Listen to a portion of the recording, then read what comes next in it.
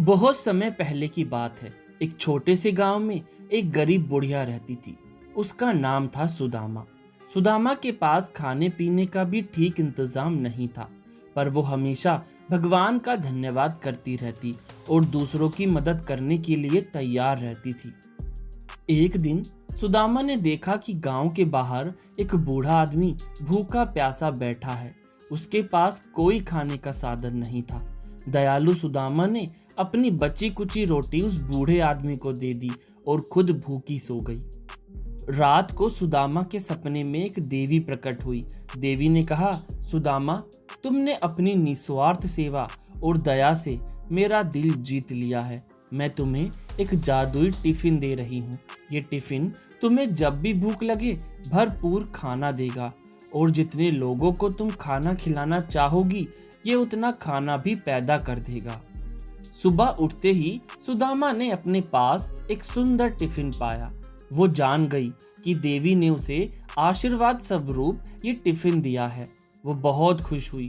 उसने सबसे पहले गांव के गरीब और भूखे लोगों को खाना खिलाने का सोचा। जब सुदामा ने टिफिन खोला और प्रार्थना की, उसमें से गर्मा गर्म भोजन तैयार हुआ। सुदामा ने गांव के हर जरूरतमंद व्यक्ति को भोजन बांटा। धीरे धीरे पूरे गांव में ये बात फैल गई कि सुदामा के पास एक जादुई टिफिन है जो कभी खाली नहीं होता।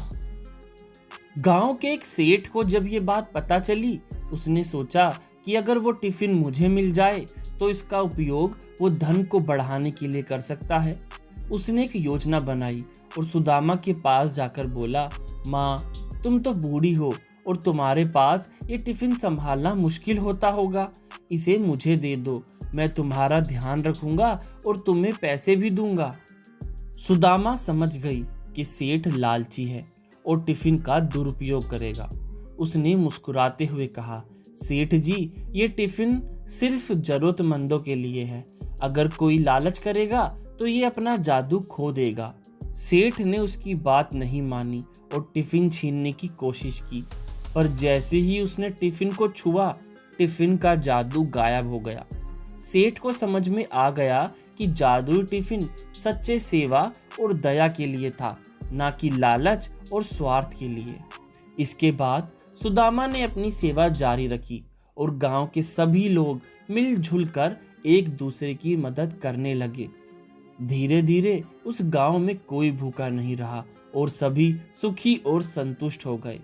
कहानी से शिक्षा मिलती है कि दयालुता और निस्वार्थ सेवा का सच्चा फल मिलता है, जबकि लालच और स्वार्थ से कुछ हासिल नहीं होता।